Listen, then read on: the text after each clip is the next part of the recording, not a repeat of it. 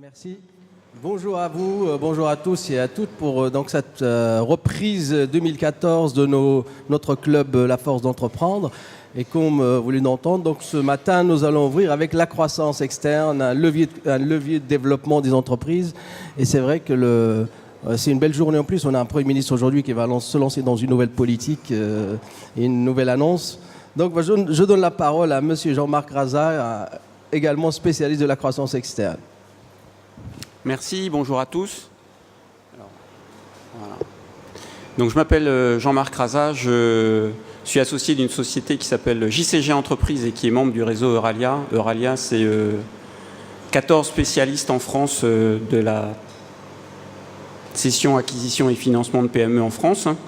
Donc nous sommes 2 associés à Paris, 3 à Lyon, 3 à Bordeaux, 1 à Marseille.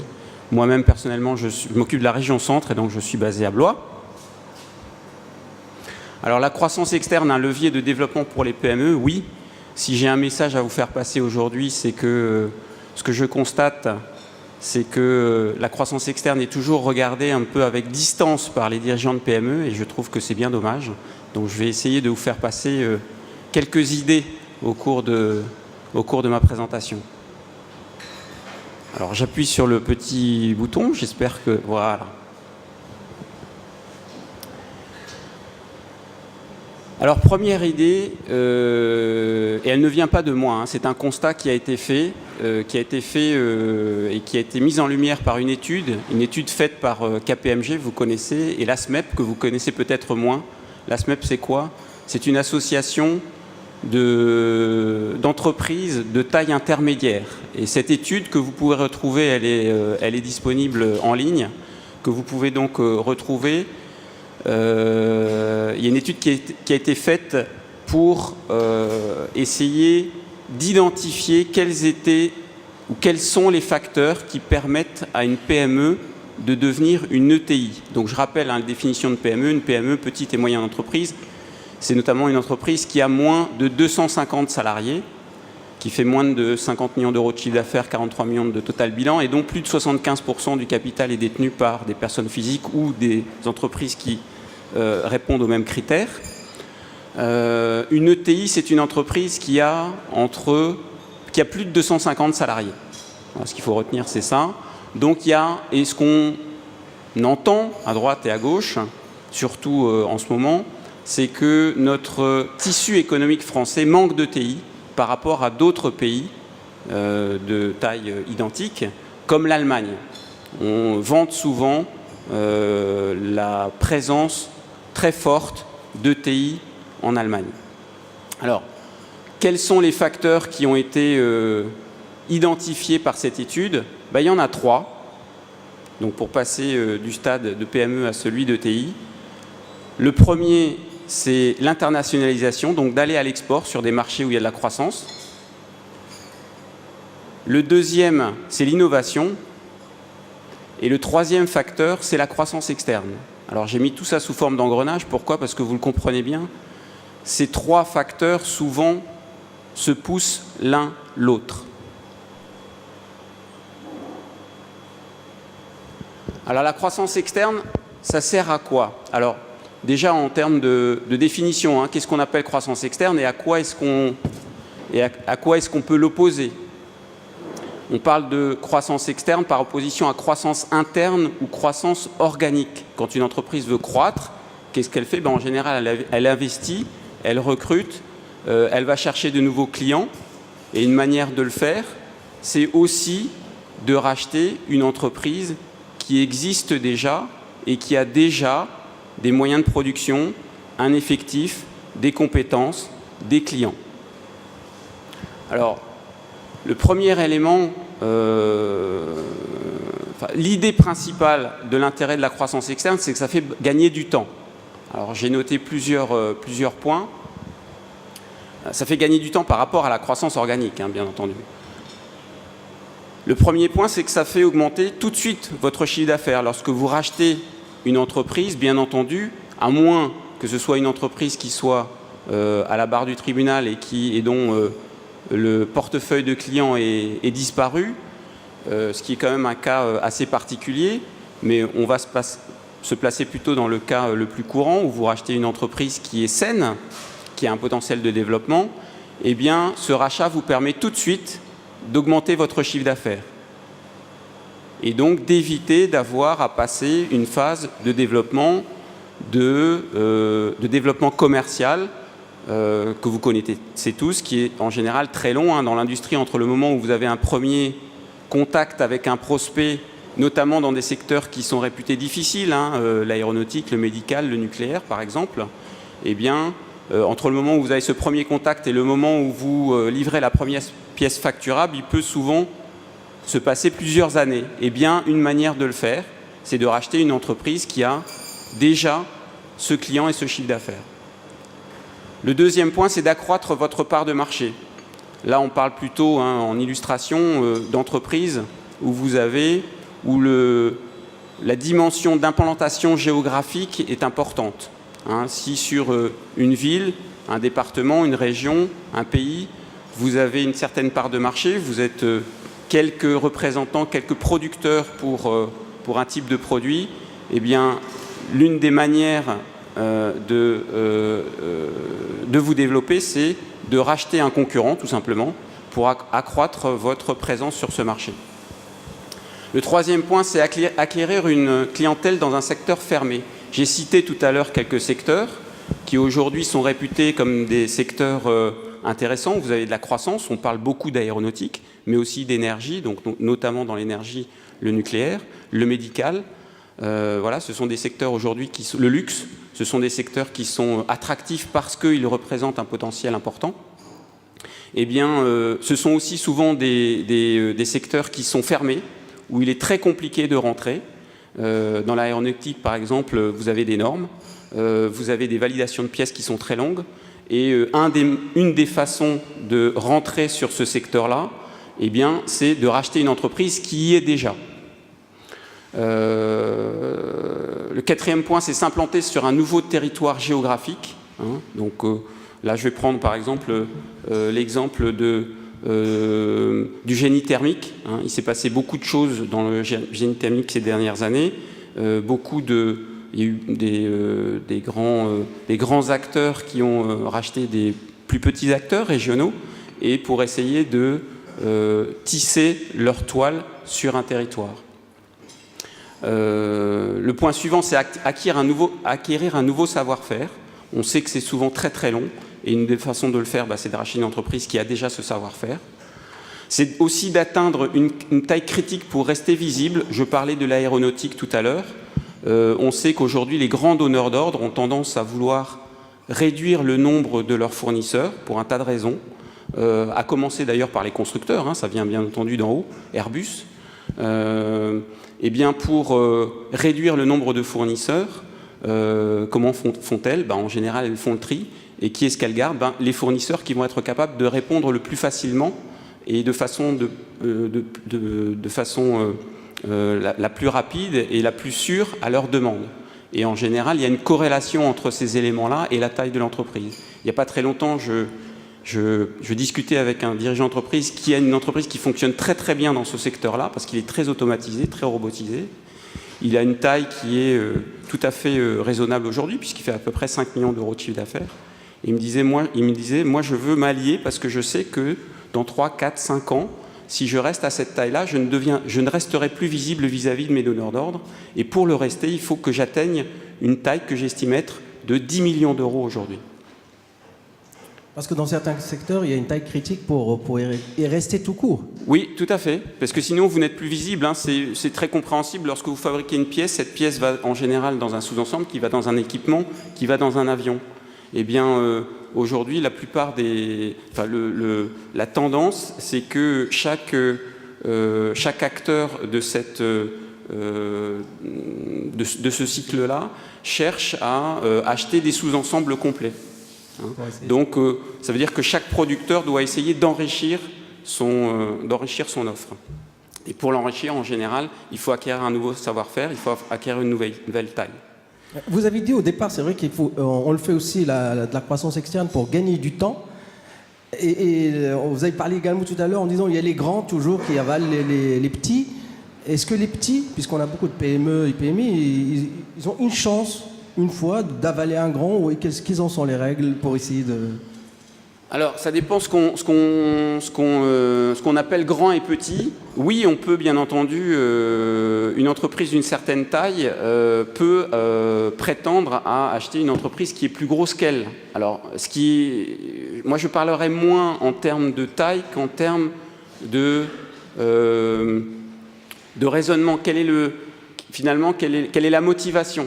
Quel est le projet derrière ce rapprochement entre deux entreprises? Si deux entreprises sont complémentaires et qu'on peut être petit, très rentable et très dynamique, on peut être gros, moins rentable et moins dynamique. Si le petit dynamique arrive à insuffler à l'entreprise qu'il cible ce dynamisme et cette rentabilité, tant mieux. Là, on a un vrai projet.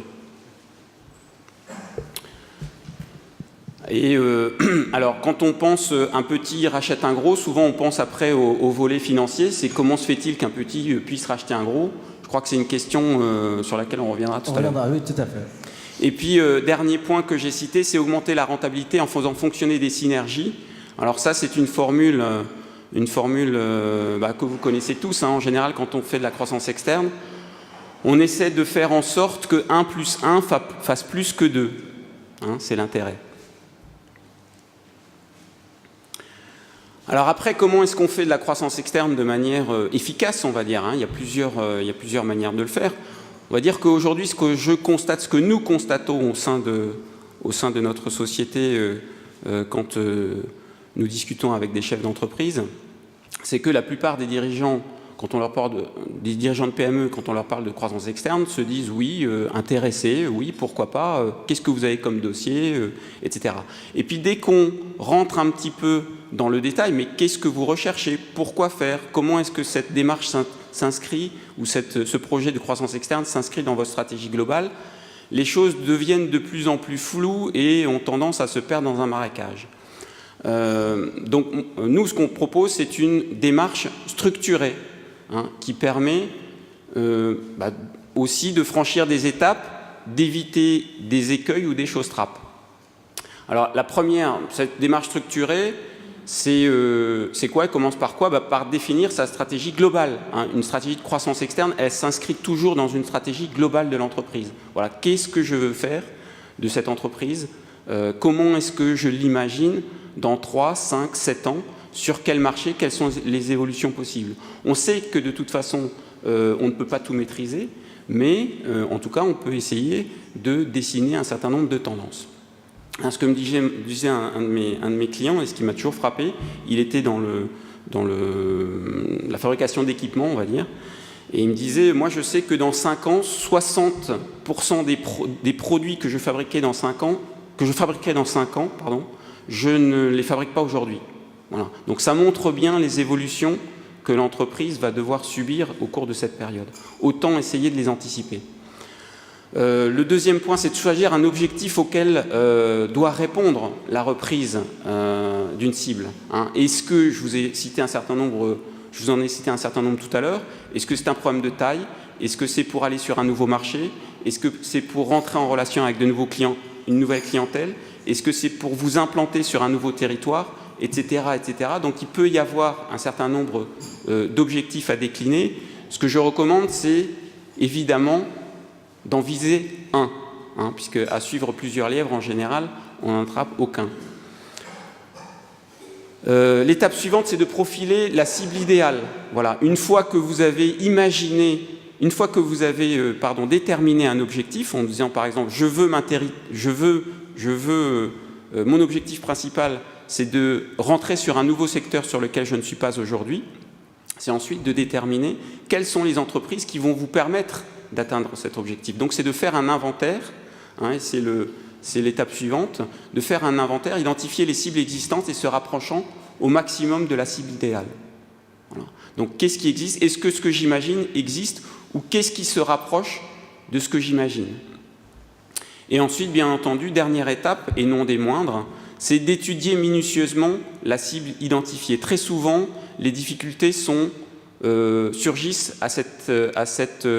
nombreuses difficultés surgissent à cette étape-là, il y a une démarche d'étude d'entreprise pour ne pas se tromper. Voilà, les choses ne sont pas si claires et nettes.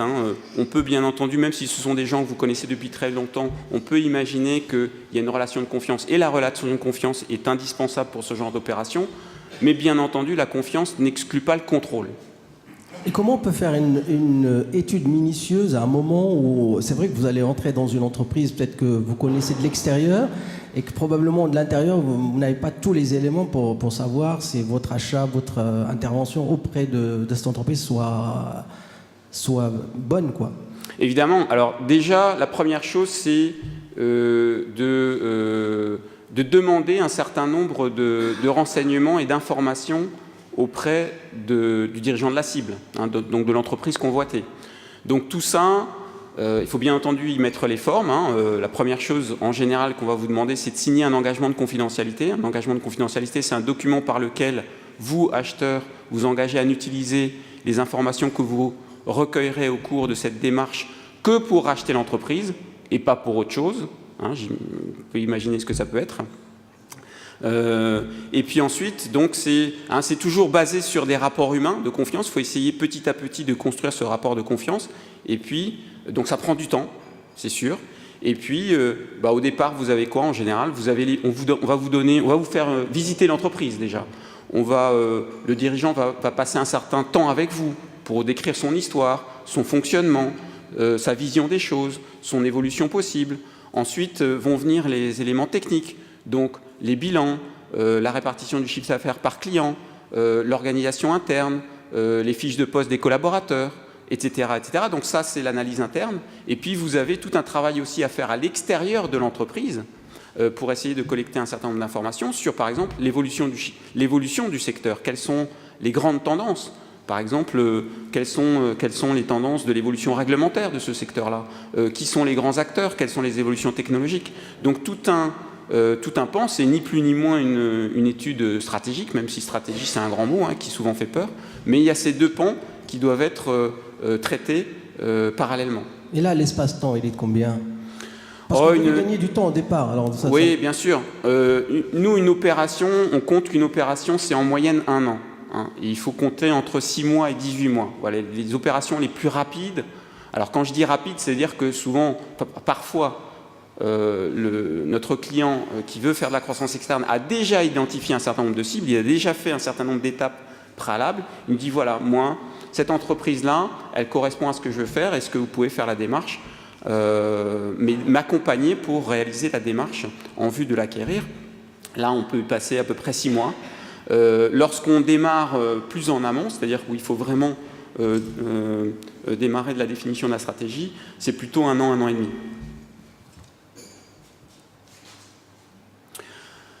Alors après, quand on parle de croissance externe, on parle aussi d'entreprises à céder, et notamment du nombre d'entreprises à céder. Qu'est-ce que ça représente aujourd'hui?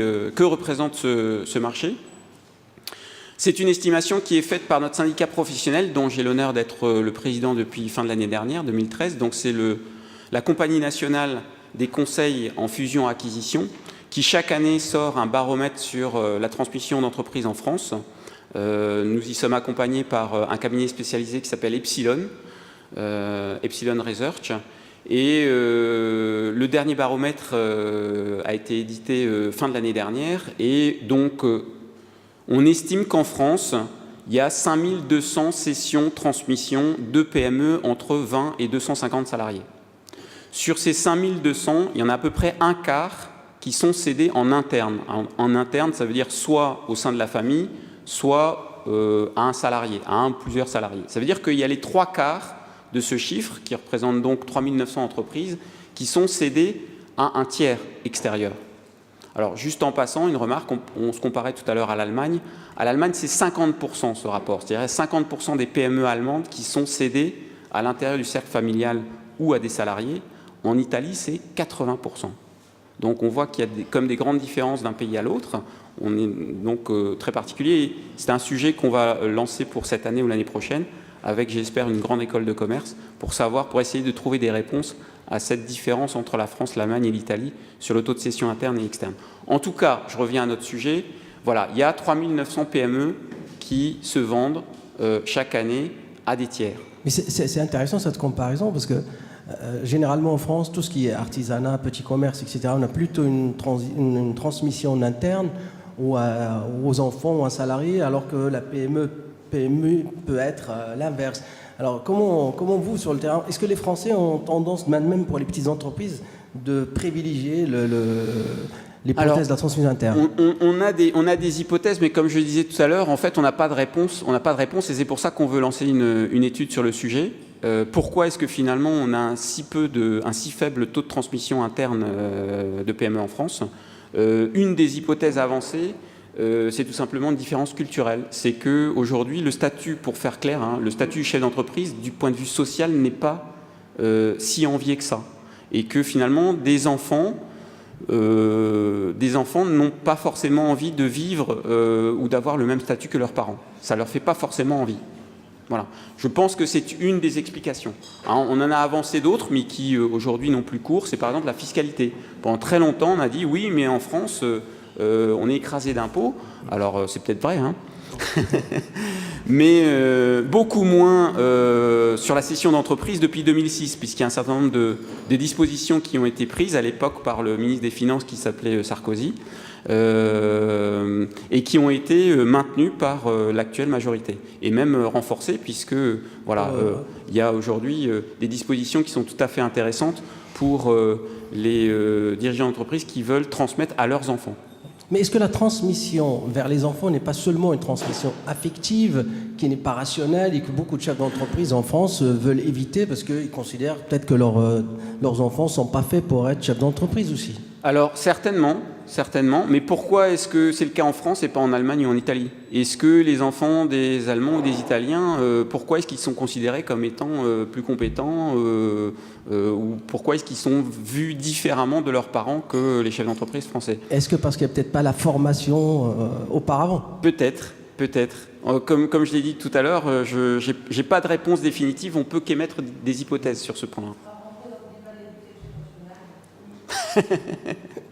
Pour un autre petit déjeuner alors, ou peut-être un dîner alors. Okay. Alors, juste oui, je reviens sur un taux. Donc il y a 5,6% d'entreprises qui sont cédées chaque année en France, puisqu'il y a 92 000 PME en France entre 20 et 250 salariés.